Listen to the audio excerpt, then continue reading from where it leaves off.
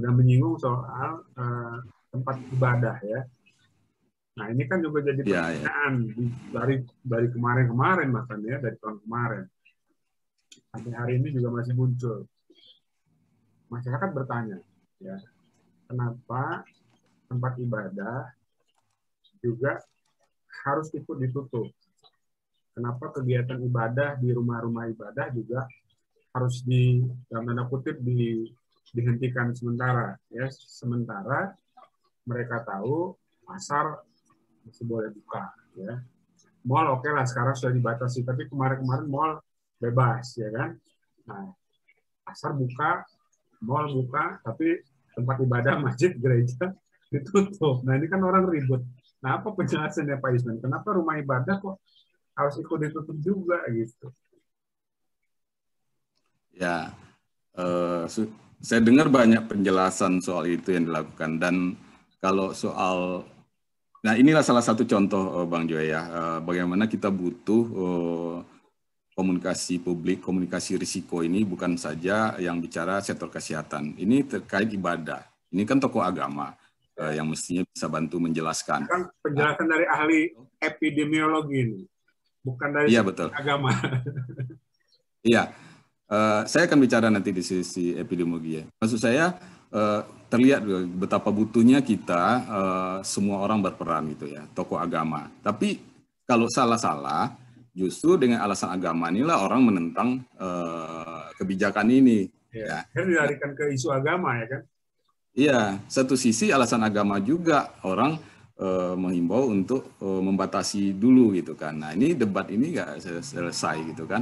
Nah kalau dari sisi pendekatan kesehatan masyarakat, kita kan tujuan memutuskan transmisi. Virus ini ada dalam tubuh kita. Keluarnya lewat saluran napas, hidung, mulut. Nah kita tutup supaya dia nggak keluar. Kemudian menular efektif dalam jarak tertentu, jaga jaraknya.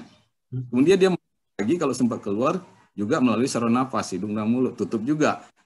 Kan gitu prinsipnya gitu. Nah, peristiwa kita berdekatan, peristiwa transmisi itu pasti ketika orang berkumpul banyak, yaitu di aktivitas ibadah ya, ibadah yang banyak ya, ramai di masjid, gereja, berjamaah gitu ya. Nah, peristiwa-peristiwa itu yang terbukti selama ini juga. Di pasar juga, sorry nih kalau jangan ngomong ibadah juga saja, di pasar juga ya, di mall dan sebagainya. Nah kebijakannya kan dibatasi jumlahnya 50% dari kapasitas ruangan awalnya gitu kan, supaya jaraknya terpenuhi untuk transmisinya tidak terjadi. Nah mungkin kalau pemerintah kebijakan sudah melibatkan MUI juga itu, kenapa masjid sementara dihimbau untuk beribadah di rumah. Belakangan saya dengar ada revisi itu, masjid tidak ditutup, cuman diminta beribadah di rumah. Dianjurkan ya. Sebenarnya. Dianjurkan beribadah di rumah. Ya, membatasi. Sebetulnya ini ada kaitan sama soal agama sebenarnya kan? Enggak, bukan dilarang beribadah, tapi ketika kok beribadah dilarang, ini kan dibelok. Harusnya kita jujur gitu ya, menyampaikan gitu ya, bahwa ini bukan dilarang beribadah. Intinya kan dimanapun tempat yang berpotensi terjadi kerumunan, maka di situ kemungkinan penyebaran semakin tinggi kan? Iya, justru kalau kita bersama-sama dulu bisa mencegah ini, kita bisa ibadah lagi nanti seperti normal. Dan saya rasa ini perbuatan baik ya kalau kita membatasi, tidak menularin ke orang lain, kita tidak tertular, kita ada berperan menyelesaikan pandemi ini sebetulnya. Sebaliknya kita juga berperan menyebabkan pandemi ini nggak selesai. Nah, kalau dari segi ibadah ini kalau kita jadi mesti kita sabar dulu berperan, ya. Kita sabar dulu Pak Ismail. Betul. Jadi sebenarnya ini bukan dibatasi, bukan dilarang, ini semata-mata untuk kebaikan kita sama-sama kan gitu. Betul sekali, betul sekali. Nah, kita bisa masuk nanti ke era yang ya bisa beribadah normal lagi. Jadi kalau kita tidak mau taat, tidak mau bersabar dalam kondisi ini, justru kita akan lebih lama nggak bisa ke masjid, nggak bisa ibadah di tempat ibadah. Ya, ujian kesabaran kita, kekompakan kita ini sebetulnya. Dan sering nggak sabar, ini kan problemnya kita kan. Iya. Marah. Saya sih ngajak gini, Bang Joy. Kita dengerin dulu alasan di balik itu, kita pahami, jangan langsung terpengaruh. Oh ini ibadah dilarang gitu kan. Nah sekali lagi bukan dilarang ibadah. Saya baca begitu, bukan melarang ibadah sama sekali. Kita mau menyelesaikan pandemi ini. Nah itu ibadah juga. Dan ibadah kan bisa di rumah, Pak Ismail. Di rumah. Bisa di rumah bisa. Kalau ibadah. Kalau belanja nggak bisa di rumah kan? Itu dia kebutuhan pokok kita dan kita kan mengeluhkan tadi pertanyaan di awal Bang juga tadi adalah ekonomi nih, orang nih harus ke sana ke sini kan. Nah, kalau orang yang pendapatan harian kalau hari itu nggak kerja, kan dia nggak dapat duit. Iya nggak dapat duit. Nah, jadi nggak ada yang lebih penting dihadap-hadapan misalnya ekonomi ini dengan pandemi ini, karena ekonomi itulah juga kemampuan kita menghadapi pandemi, bertahannya masyarakat ya. Sebaliknya juga gitu, pandemi ini kalau selesai kita bisa lagi nanti menggerakkan roda ekonomi. Dan kalau kan banyak orang mengibaratkan pandemi ini seperti situasi perang, Pak. Ya, betul sekali. Perang kan keselamatan nyawa itu nomor satu. Bagaimana kita bisa berdagang, bisa hidup secara normal, bisa sekolah, bisa ibadah kalau dalam situasi perang. Jadi perangnya harus diselesaikan dulu kan? Ya, setuju Bang Jen. Nah, sekarang ini ibaratnya perang itu ada beberapa orang yang disersi gitu ya, menentang. Bilang nggak ada perang, malah bilang nggak ada perang. Nggak ada perang. Iya. Tadi saya bicara indikator pencegahan di depan ya. Nah, kita nggak mungkin mendapatkan kepatuhan itu dengan mudah, ya kan, soal perilaku orang ya. Jadi harus ada program yang didesain, ya by design mendapatkan kepatuhan itu. Kita memang masyarakat tidak patuh, tapi tidak bisa disalahkan 100% masyarakat, karena yang punya kapasitas untuk menegakkan kepatuhan itu punya aparat, punya anggaran itu pemerintah kan. Jadi apa program yang didesain untuk mendapatkan kepatuhan itu, yang sukarelanya dapat, yang bandelnya juga mau dia percaya mau nggak percaya lu wajib patuh kalau di sini kan gitu kan. Jadi ada terus yang menentang itu apa program untuk itu? Ya, Pak Isman, ini balik ke soal yang paling mendasar ya, soal prokes. Ya, ini kan prokesnya mestinya udah selesai ya. Dan ini kan benteng awal kita ya. Tapi kan sampai hari ini dalam situasi sudah seburuk ini ya, orang mati sudah banyak, jumlah yang terinfeksi semakin banyak gitu. Tapi hari-hari ini juga kita masih melihat di banyak tempat orang untuk pakai masker pun susah. Ya. Lebih banyak orang yang malas menggunakan masker. Masker itu dipakai kalau naik motor aja, naik motor begitu dia sampai tempat tujuan maskernya dilepas. Nah, mungkin perlu diingatkan lagi Pak Isman, seberapa penting ini masker ini digunakan, seberapa efektif juga untuk menekan penyebaran ini.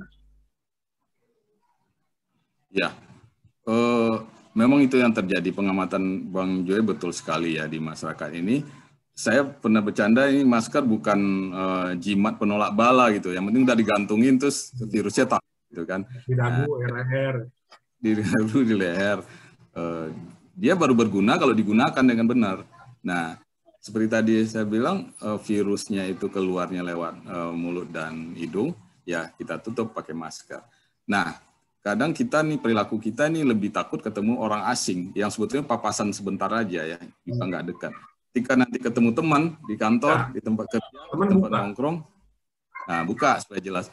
Padahal dengan teman lah, dengan saudara lah, kita lebih dekat, lebih intens beraktivitas. Kecuali semua orang itu nggak kemana-mana, diam aja satu tempat gitu ya.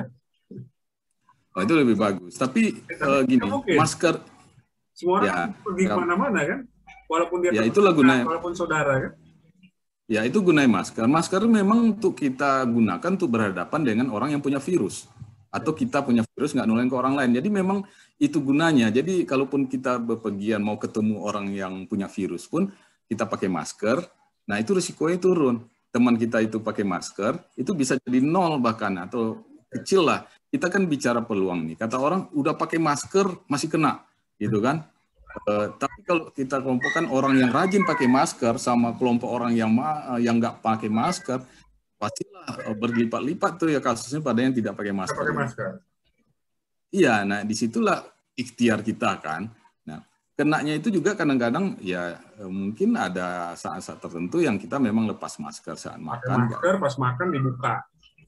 Iya, saudara, family datang ke rumah ya karena merasa saudara sendiri ya terus lebih longgar biasanya. Iya, foto. Kita punya kegiatan nih rame-rame nih pertemuan atau rapat atau apa. Terus ada sesi foto. Dilepas semua itu pada saat kita ya, saat kita mendekat, saat itu dilepas masker. Nah, itulah terjadi cukup transmisi. 1 orang aja itu kan yang punya virus kan pada saat betul itu. Jadi kita tadinya disiplin pakai masker itu batal gara-gara yang sebentar ini itu kan. Sebentar. Dampaknya besar. Oke, Pak Isman, sekarang kita beranjak ke vaksin, soal vaksin ya. Oh iya, vaksin. Nah, ini kan masih juga banyak nih sama nih hoax-nya soal vaksin juga banyak betul malah sekarang ya. Masih ada teori-teori ini konspirasi, nanti ada yang bilang 2 bulan kemudian bakal pada mati, ya kan? Nanti bisa dikendalikan oleh Bill Gates katanya. Nah, coba tolong diedukasi lagi Pak Isman biar tercerahkan. Ini benar nggak sih hoax ini kan soal vaksin? Gimana Pak Isman? Iya, sebagian orang memang perlu yang kurang paham diberi pemahaman, terus dia terima. Ada yang memang beda paham, Bang Joy. Ya. Jadi, tapi ini yang kadang-kadang yang viral kan, dengan mudahnya diikuti gitu kan.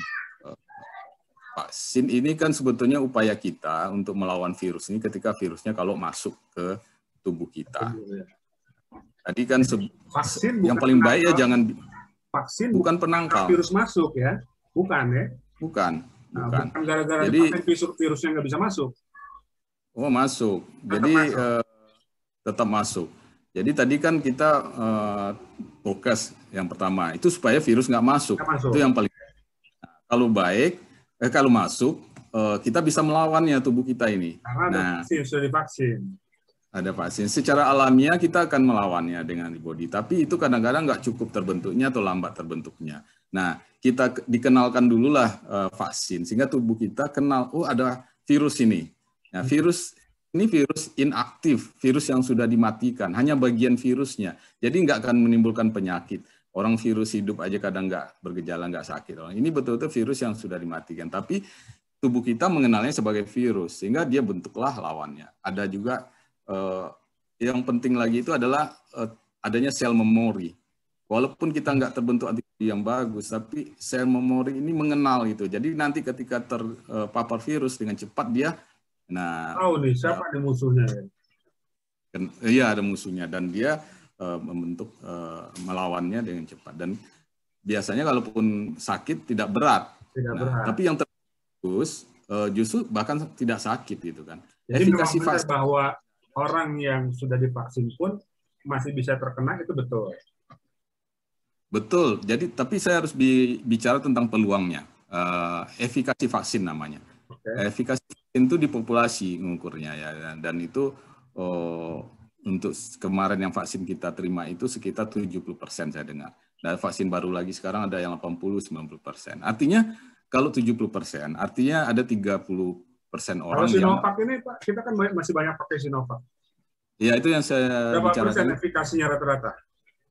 Rata-rata 60-70%. Taruhlah itu sudah cukup bagus kan 60-70 itu. Iya, jadi gini, kalau 100 orang kan 70 kebal, 30 enggak.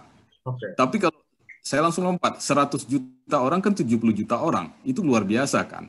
Okay. Jadi jangan permasalahan, ada yang udah divaksin masih kena, ada memang itu 30 orang tadi ya, 30% tadi. Tapi 70% orang, kalau dari 100 juta itu 70 juta orang tolong gitu loh dengan vaksin. Kan tadi kalaupun dia kena, karena dia sudah divaksin, maka kemungkinan menjadi berat itu menjadi berkurang, lalu kemungkinan sembuhnya menjadi lebih besar, kan gitu. Betul sekali. Nah, jadi karena kita cepat, walaupun tidak terbentuk bagus, tapi ada sel memori yang dengan cepat mengenali virus itu, tubuh kita cepat melawannya, membentuk antigen juga.